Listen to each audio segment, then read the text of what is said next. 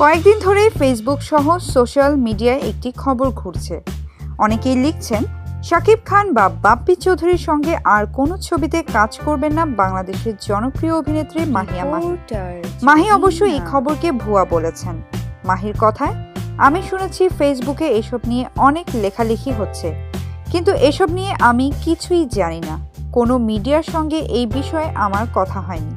উল্লেখ্য, মাহি অভিনীত নতুন চলচ্চিত্র অনেক দামে কেনা সম্প্রতি মুক্তি পেয়েছে।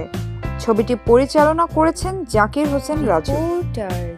বিনোদন জগতের নিত্য নতুন খবরাখবর জানতে রিপোর্টার জরিনা চ্যানেলটি সাবস্ক্রাইব করুন, লাইক, কমেন্ট এবং শেয়ার দিতে ভুলবেন না।